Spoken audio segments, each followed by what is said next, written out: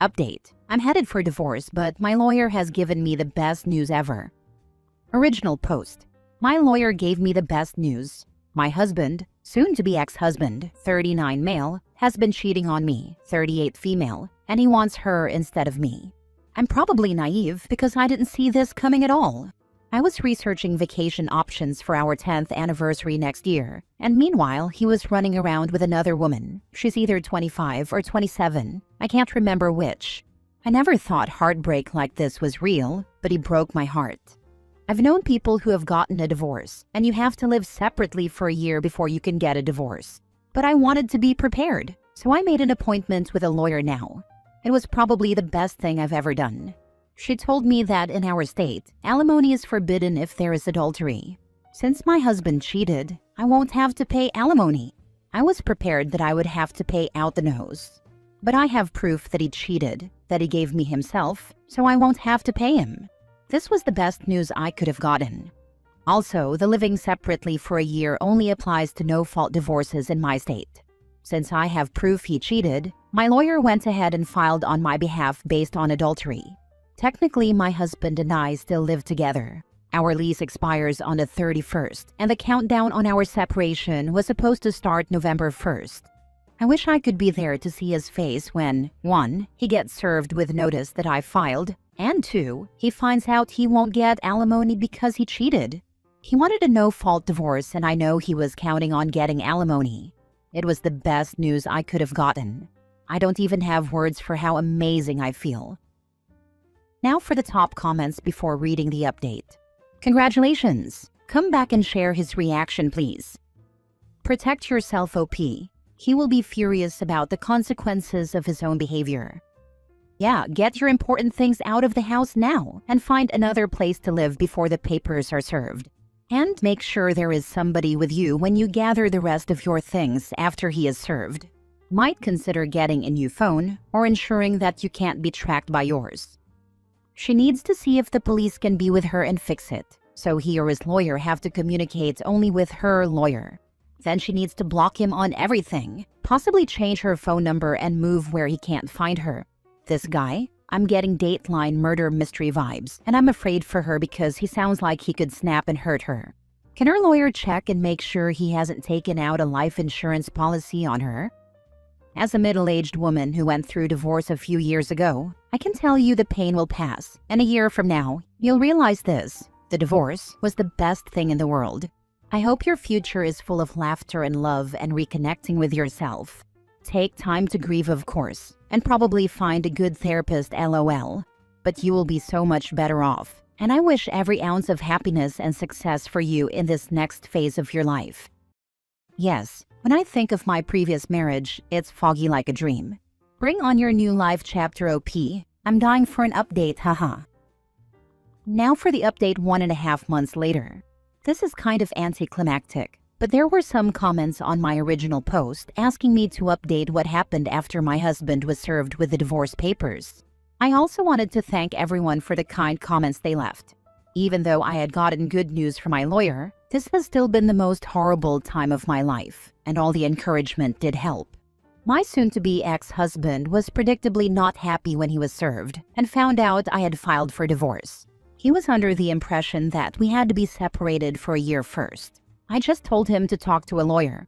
We both moved out of our condo during the last week in October when the lease ended, and we live separately now. A few days after he was served, and I told him to talk to a lawyer and leave me alone, my husband told me he has changed his mind and asked if we could work things out. I said no freaking way and told him to have his lawyer talk to my lawyer because I'm done talking to him. He was upset and almost in tears when I said I wouldn't reconsider. It's been a month and I have not seen or spoken to him. He hasn't tried talking to me again. Our lawyers are doing all the communicating. He may have been upset, but he broke my heart first, and even the good news from my lawyer hasn't erased how broken I feel.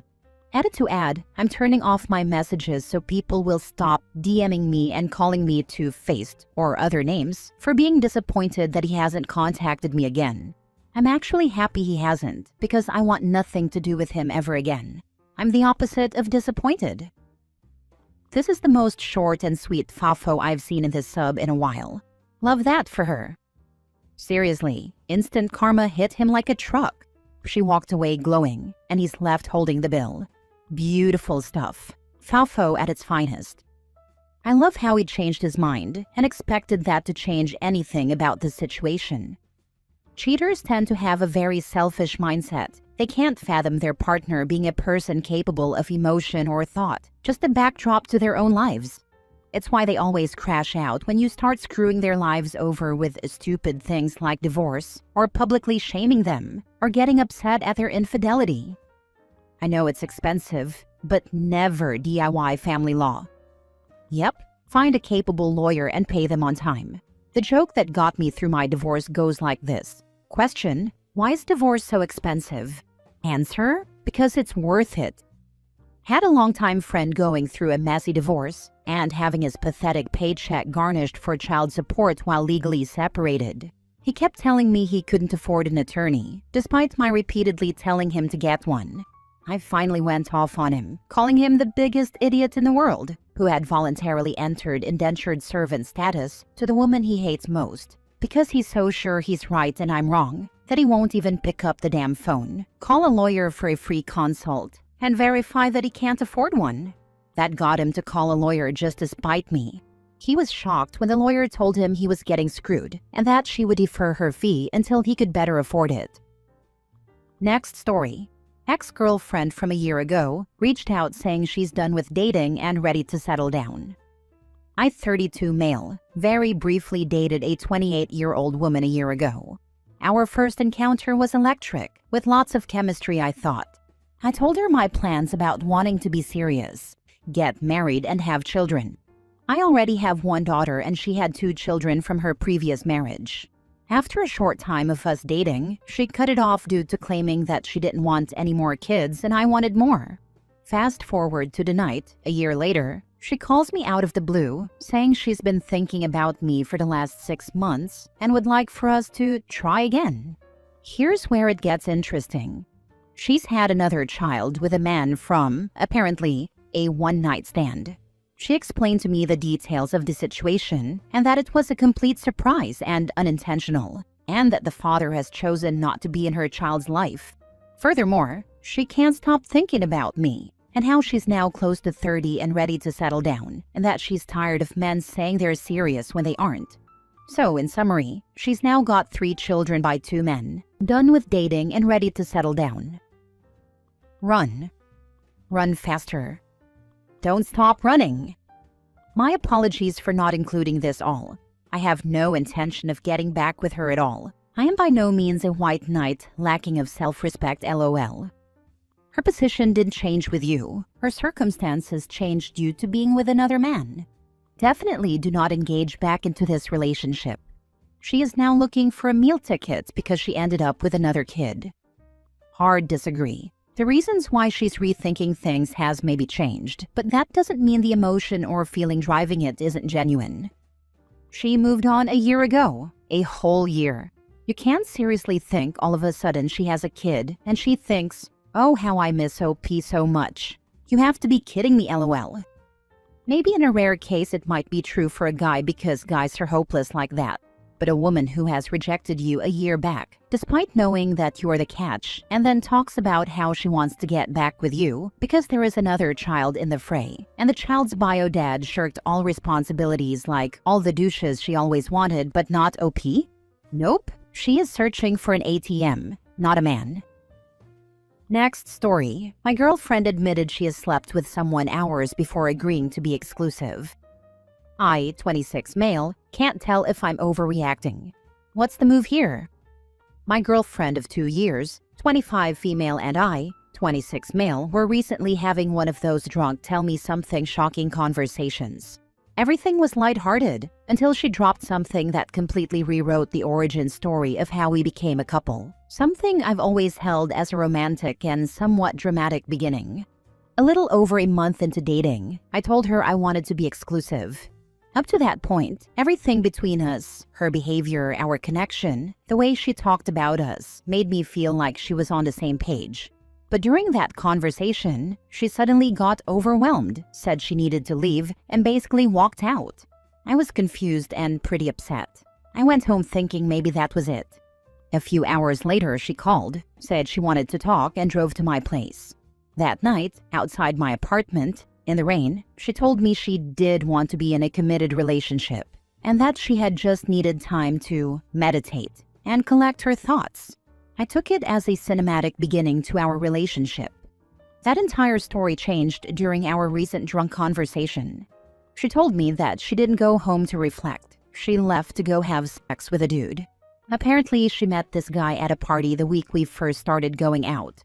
They hooked up, and the sex was apparently good enough that she had been hitting him up every few days after. My girlfriend is usually pretty blunt, but this one hurt to hear, especially in context. According to her, when I brought up exclusivity, she suddenly realized that if she agreed on the spot, she wouldn't be able to sleep with him anymore without it being cheating. So she got up, left without an explanation, went to his place, and they had sex for a few hours to get it out of her system. Afterward, she drove straight to my place to officially start our relationship. She says this wasn't cheating because, technically speaking, we weren't exclusive yet. She also said she never felt guilty about it, but didn't say anything until now because she didn't want to ruin the mythology I'd built around our relationship origin story. A story that I loved bringing up whenever people ask us how we met. I honestly feel completely blindsided. Even if this wasn't cheating in the strictest technical sense, it feels like a massive betrayal. It was the fact that she effectively scheduled one last hookup before agreeing to be with me. It makes the beginning of our relationship feel tainted, and it makes me question how she views commitment and honesty. That's brutal. The fact is that the sex was so superior that she needed to squeeze one last session in. I'd bail.